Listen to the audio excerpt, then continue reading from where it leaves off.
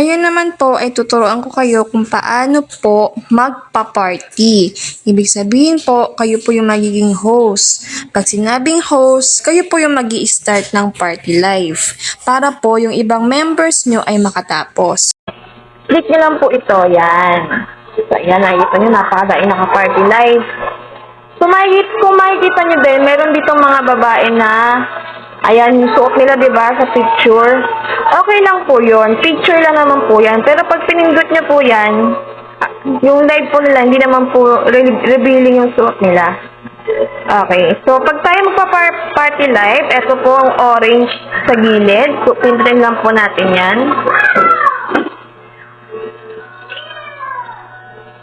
Ayan. So, kagaya lang din po sa mga itsura sa solo live.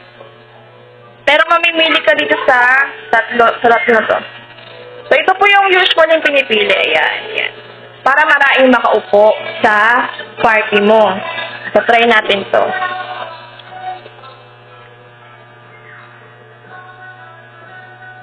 Tapos, click nyo lang po yung tatlong line list sa baba kung gusto nyo pong off-cam kayo, off-mic, pwede po ulit yung kahit sarili nyong party. Dito po sa inyong sariling party live, wala po kayo makikitang rewards dito. So, hindi nyo po kailangan tignan lagi yung inyong rewards. So, ayan, mag-off-cam po ako. O, ganyan po itsura niya kapag naka-off-cam. So, kung meron pong gustong maki-join o makaupo dun sa inyong party, kailangan nyo po muna siyang i-accept. So, dito po siya pipindutin. So, may lilitaw po dyan picture ng tao. Tapos, click nyo po yun, then accept. So, pwede na po siya maki-join sa inyong party. Uupo po siya dyan sa 2, 3, 4, 5, 6, 7, 8, 9 na upuan. Tapos, aantayin nyo lang po yung oras hanggang sila ay matapos ng 1 to 2 hours sa kanilang party live. At pagkatapos po nun, kapag umalis na silang lahat, pwede na rin po kayong mag-end ng inyong party live. Kung kayo naman po ay nakikipag-party live, so ganito po ginagawa ko para hindi na po ako mag-search. So, hahanap po ako dito sa friends ko na merong nagpa-party live at makikipasok po ako. Halimbawa po dito kay Ate Jeremy. Ayan. So, i-click nyo lang po itong party na nasa may picture niya.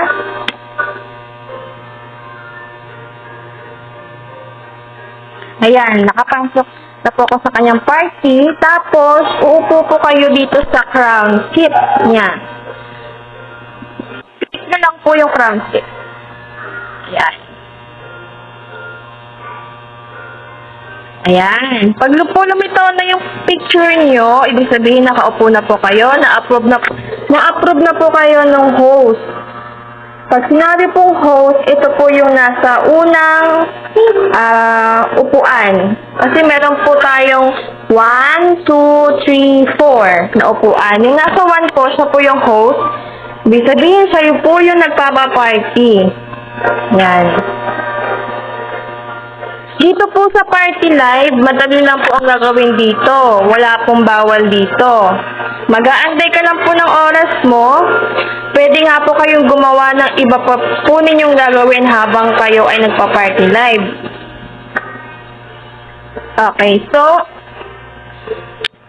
yung nasa taas po, kung nakikita nyo po yung treasure na yon na may oras, 3 minutes, aantayin nyo lang po yung matapos. Kapag po siya ay 0-0 na, pwede niyo po siyang i-click. Makakakuha po kayo ng coins dyan. Dyan po kayo sa party live makakaipon ng coins para makabili po ng gift. Para po ulit makita nyo kung ilang oras na kayo, punta po kayo dito sa baba ulit, yung tatlong linya sa ibaba. Ayan, lalabas po ulit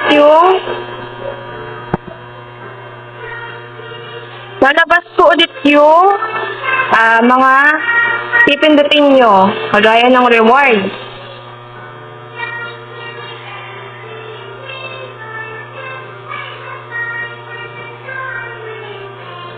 Yung task po ninyo sa party life ay nandito po sa pinakababa.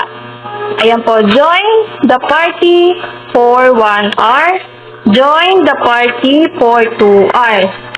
So, nakikita nyo yung number na 1/16. Ibig sabihin po, ayan po yung oras nyo na tinatagal nyo during your party life. So, ako po ay nakaka 1 minute na. Pati po yung isa na join party for 2 hours, umaandam na rin po siya. Yung 1 hour niya. Kaya, madali lang po kayo makakatapos sa inyong task kasi parehas naman po silang umaandam na. Kaya 2 hours lang po ang itatagal nyo during your party life. Ayan. Napapansin po ninyo, wala pong naka-on cam. Puro po naka-off cam. So, pwede po kasi yun during party life. Pwede mo pong i-off ang iyong mic at i-off ang iyong camera. Pipindutin nyo lang po yung nandun sa 3 linya sa baba. Ayan. Kaya nga po, pwede kayong gumawa ng kahit anong kailangan nyong gawin. Iwan nyo lang po yung cellphone nyo. Antayin nyo lang matapos yung party live nyo. Tapos na. Oh, yan.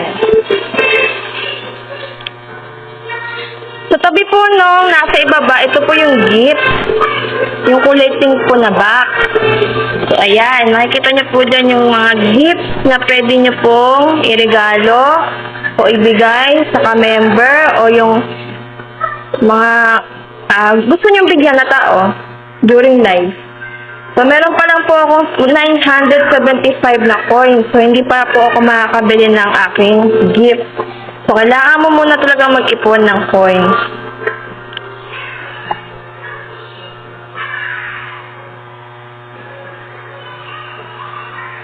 So, during party live nga po pala, kapag po puno po yung front seat, hindi po kayo basta-basta makakaupo. Pwede po kayo umupo dito sa hindi crown seat, kaso nga lang, kung ang inyong task ay crown seat, dapat doon lang po kayo uupo sa crown seat. Ayan po, yung kaya po crown seat, ayan po yung mga orange na yan.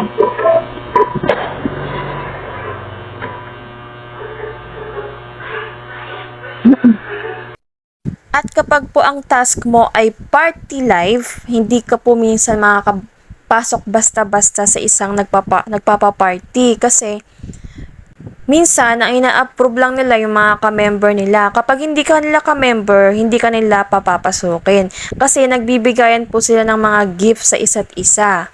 Kaya hindi po sila nagpapapasok basta-basta ng ibang hindi nila kagrupo.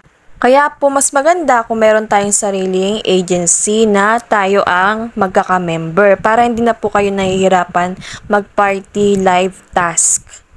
Kaya swerte mo kung meron kang kakilala na magpapa-party live tapos papapasukin ka niya para lang matapos mo yung iyong 2 hours na task.